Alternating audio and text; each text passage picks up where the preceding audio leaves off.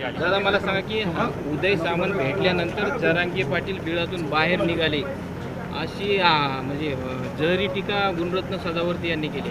सदावर्ते नावाचा एक अक्कलशून्य आणि डोक्यावर पडलेला माणूस मी आत्तापर्यंत माझ्या जीवनात किंवा या भारतात बघितलेला नाही। तो सतत वाचा बडबड करत असतो। उदय सामंत येतील किंवा अनेक मंत्री येतात, परंतु ते मनोजदादाच्या सदिच्छा भेटीला किंवा काही सरकारच्या कामकाजाचा भाग म्हणून येत असतील, परंतु मनोजदादाचं आंदोलन हे 6 कोटी मराठ्यांच्या, गोरगरीब गरजवंत मराठ्यांच्या जीवावर अवलंबून आहे, कुठल्या सरकारच्या कुठल्या नेत्याच्या जीवावर अवलंबून नाही। तो सदावर्ते जसा कुणीतरी रिचार्ज केल्यानंतर बोलतो तसा मनोजदादांचा स्वभाव नाही। मनोजदादा हे गोरगरिबांचं नेतृत्व करतात, एका सर्वसामान्य कुटुंबात येऊन येतात आणि त्यांनी स्वतःचा जीव जाळून स्वतःच्या जीवाला त्रास करून 8 उपोषणं केलेत। काही वेळी त्यांचा जीवसुद्धा जाण्याची परिस्थिती निर्माण झाली होती।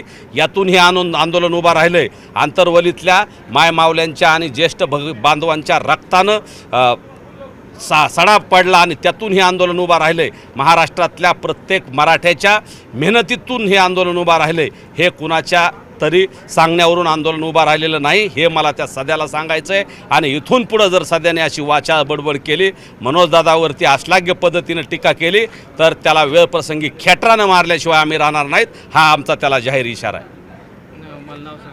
गंगाधर काळकुटे पाटील, मराठा सेवक। दादा मला सांगा की उदय सामंत भेटून आल्यानंतर जरांगे पाटील आता वळवळ करू लागले असं गुणरत्न सदावर्ते म्हणतात। नक्कीच ह्या प्रसारमाध्यमातूनच आम्ही पाहिलं की गुणरत्न नावाचा व्यक्ती जो आहे तो दादांच्या बाबतीमध्ये आता बोललेला आहे।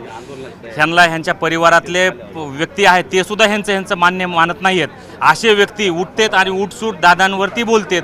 हे खूप आता तुम्ही पाहिलं असेल मागच्या काळापासून की हे वाचळवीर काही खूप मोठ्या प्रमाणामध्ये पुढे आलेले आहेत।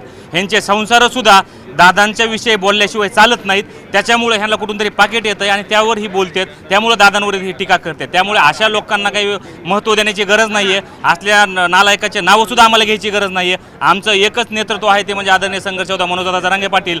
ते एक इमानदार नेतृत्व आहे आणि सगळ्या जाती धर्माला सोबत घेऊन चालणारं नेतृत्व आहे।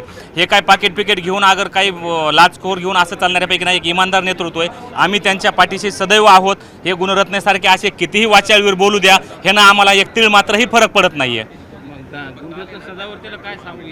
आम्ही त्याला हेच सांगू इच्छितो की बाबा तुझे जी अवकात आहे त्याच अवकातीमध्ये राहा। तू उठून उगाच सूर्याकडे थुकण्याचा प्रयत्न करू नको। तू थुकशील सूर्याकडे तोंड करून तर ते थूक तुझ्याच तोंडावर पडणार आहे, हे आम्ही इथून सांगण्याचा इशारा देऊ शकतो।